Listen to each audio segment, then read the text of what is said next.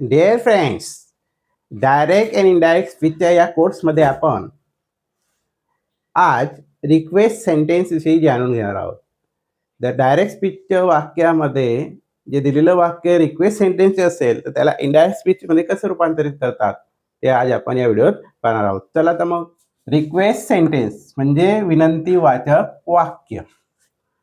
आता direct स्पीचमध्ये request sentence हे आहे, हे कशावरून आपण ओळखणार? आधी ओळख जाणून घेतो आपण. मग रिपोर्टेड वर्ब आणि रिपोर्टिंग स्पीच.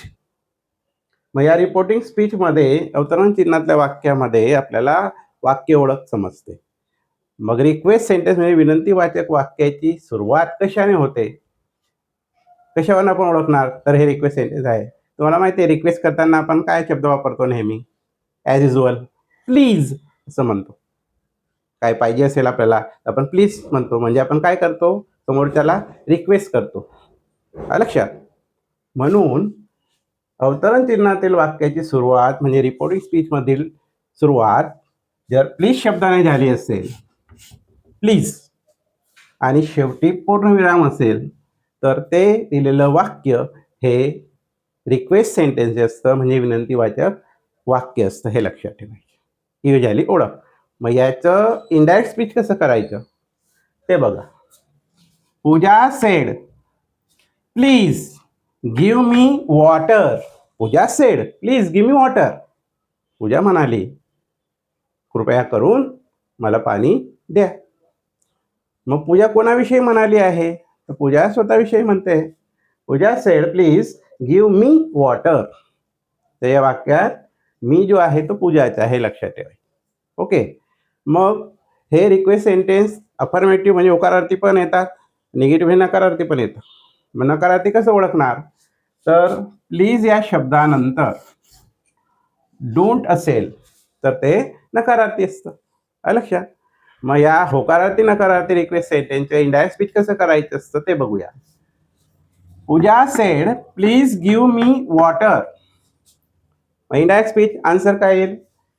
करता आधी जो असेल तो लिहायचा पूजा. अवतरण चिन्हातल्या जे बाहेर वाक्य दिलेलं आहे रिपोर्टिंग वर्बमध्ये ते आधी सोडून घ्यायचं. मग रिपोर्टिंग वर्ब किंवा रिपोर्टेड वर्ब जो आहे सेड, याच्यात काय बदल करायला लावलेला आहे? तर आपण काय करतो आहे? प्लीज वापरून रिक्वेस्ट करतो आहे. म्हणजे प्लीज आणि रिक्वेस्ट हे सिमिलर शब्द आहे. म्हणजे प्लीजचा अर्थ रिक्वेस्टमध्ये आहे, लक्षात, आणि रिक्वेस्टचा अर्थ प्लीजमध्ये आहे. मग रिपोर्टिंग वर्बमध्ये काय चेंज करायला लावलेलं आहे? तर रिपोर्टेड वर्बमध्ये रिक्वेस्टेड लिहायला लावलेलं आहे. म्हणजे या सेडचे तुम्हाला रिक्वेस्टेड लिहावं लागणार आहे. पूजा रिक्वेस्टेड. ओके. मग रिपोर्टिंग वर्ब आणि रिपोर्टिंग स्पीच यांना जोडण्यासाठी जोड शब्द पाहिजे. मग जोड शब्द काय? तर इथं लिहिलं आहे जोड शब्द टू लिहा व नकारासाठी नॉट टू लिहायचं. आता हा नकार नाही, होकार आहे, कारण प्लीज नंतर डोंट नाही आहे. मग जोड शब्द टू वापरायचे. जोड शब्द लिहिल्यानंतर प्लीज हा जो शब्द आहे याला काढायचा. का? कारण आपण रिपोर्टिंग वर्ब रिक्वेस्टेड लिहिलेला आहे, म्हणजे रिक्वेस्टेडचा अर्थ प्लीज मध्ये आहे आणि प्लीजचा अर्थ रिक्वेस्ट मध्ये आहे, म्हणून रिक्वेस्टेड लिहिल्यामुळे तो प्लीज निघाला आहे, हे लक्षात ठेवायचं. मग सेडच्या रिक्वेस्टेड जोड शब्द टू, प्लीज निघाल्यानंतर गिव मी वॉटर. मग या प्लीज नंतर V1 आहे, लक्षात. मग हे आता झालं प्लीज निघाल्यानंतर आज्ञार्थी वाक्य होऊन गेलं. ते give me water, this is imperative. मग इम्परेटिव्ह सेंटेन्समध्ये आपण पाहिलं काळात बदल होत नाही, म्हणजे रिक्वेस्ट सेंटेन्समध्ये सुद्धा काळात बदल होत नाही, हे लक्षात ठेवायचं. म्हणजे गिवचं गेव होणार नाही, V2 होणार नाही, ते लिहावं लागणार आहे. मग पूजा रिक्वेस्टेड टू गिव. आता मी आहे, मी कोणाचा? पूजा. पाणी कोण मागतंय? पूजा. मग मीचं आपण सर्वनामाच्या तक्त्यात पाहिलेलं आहे, मीचा ही किंवा शी करावा लागतो, लक्षात.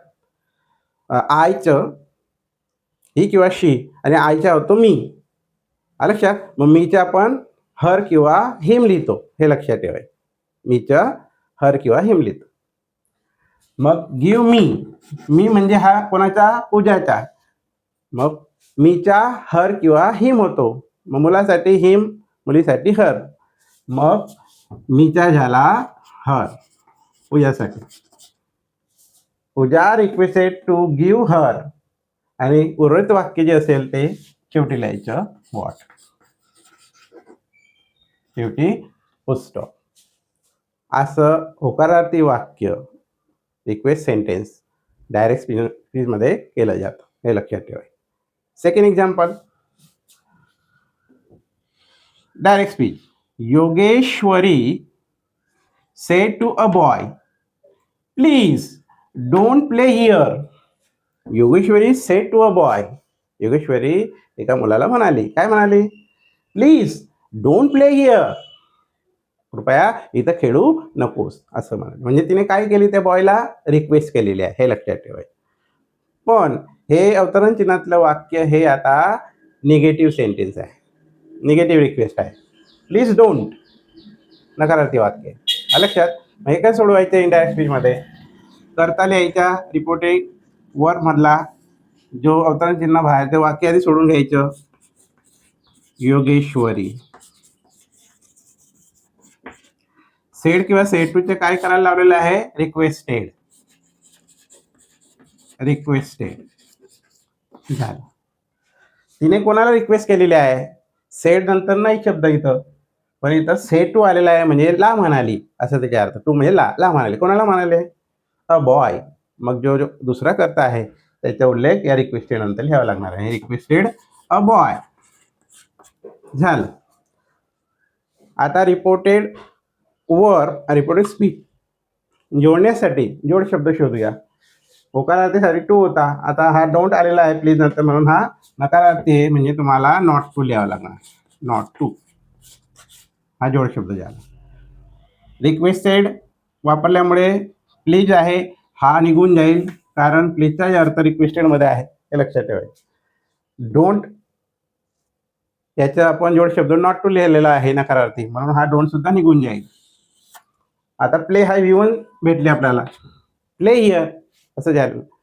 मग काळात बदल होत नाही, प्लेचे प्लेड होणार नाही, V2 होणार नाही, तर नॉट टू नंतर प्ले लिहायचे.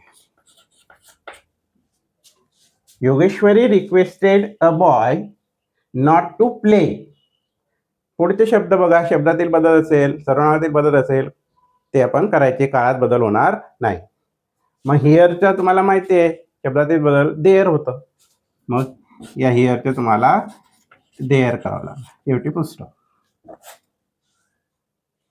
अशा पद्धतीनं रिक्वेस्ट सेंटेन्स जर डायरेक्ट स्पीचमध्ये असेल तर त्या नियमानुसार इनडायरेक्ट स्पीच अशा पद्धतीने केलं जातं. Got it? ओके. तर हा रिक्वेस्ट सेंटेन्सचा डायरेक्ट इनडायरेक्ट स्पीच कसं केलं जातं, हा व्हिडिओ जर आवडला असेल, सोपा वाटला असेल तर लाईक शेअर करा आणि चॅनलला सबस्क्राईब करणं विसरू नका. Okay, thanks.